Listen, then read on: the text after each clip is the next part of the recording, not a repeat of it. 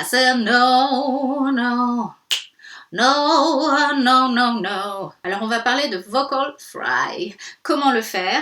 Est-ce qu'il faut en mettre partout? Est-ce que c'est dangereux d'en mettre partout? Ou alors quand est-ce qu'il faut en mettre? She said I got a million things on my mind, but I'm doing okay.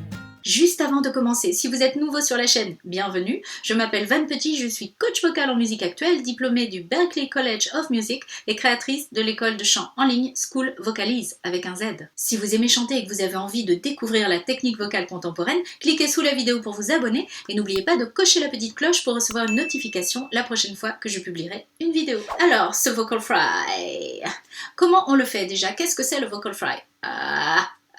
Vous allez essayer de faire un peu le crapaud là. Pour rappel, le vocal fry, c'est le registre 0, le M0. Donc c'est vraiment dans les graves. Si je pars d'une note timbrée qui est dans mes médiums, et à la fin, quand j'arrive vraiment dans mes graves et que ça colle plus vraiment très bien, ça fait comme des petites bulles qui explosent.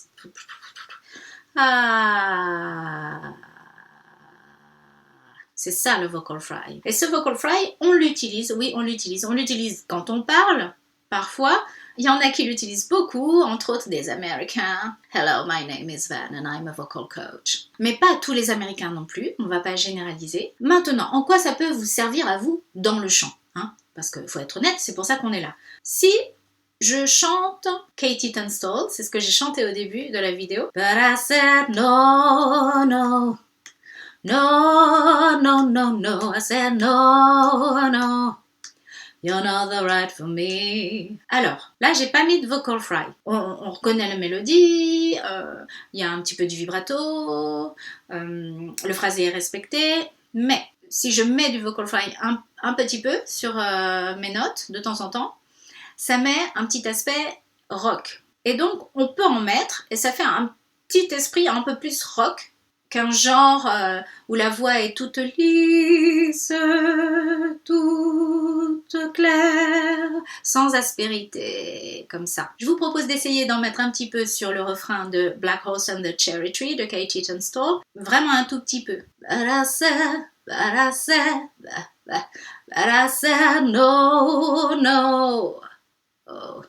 No, no, no, no, I said no, no. Oh, you're not the one for me. Et encore sur le mi, j'en aurais pas mis de manière naturelle. Mais donc on peut en mettre en début de phrase, on peut en mettre en fin de phrase, on peut en mettre en milieu, on peut en mettre où on veut en fait. Il faut le sentir, il faut que ça ait du sens, il faut que ça ait une intention. Hein, je vous répète ça, hein, ma maxime, c'est la technique vocale au service de l'émotion. La technique vocale appliquée toute seule, sans raison, c'est plat, c'est froid, on ne transmet aucun message. Eh bien, ce vocal fry, vous allez pouvoir l'utiliser quelle que soit la note que vous allez chanter, sauf que vous allez commencer la note avec ce vocal fry.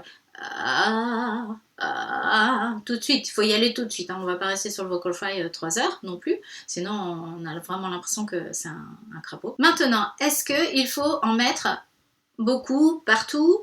C'est une question de goût, c'est une question de style aussi.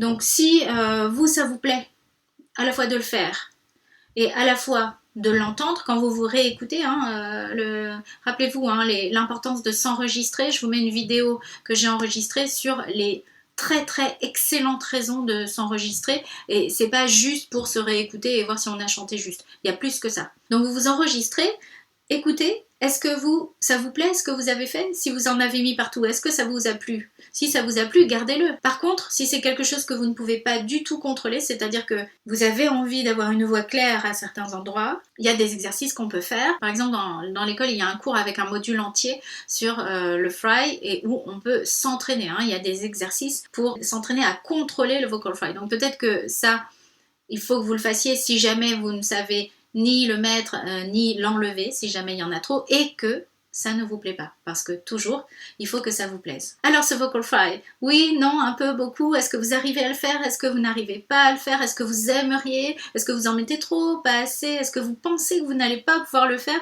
Dites-moi dans les commentaires, vous en êtes où du vocal fry? Moi j'ai des élèves dans l'école, je sais, peut-être qu'ils vont commenter sous la vidéo en disant oui, avant je savais pas le faire, j'y arrivais pas, mais maintenant oui, mon vocal fry, j'arrive bien à le contrôler, ou alors je suis en cours de, voilà, de progression et de contrôle.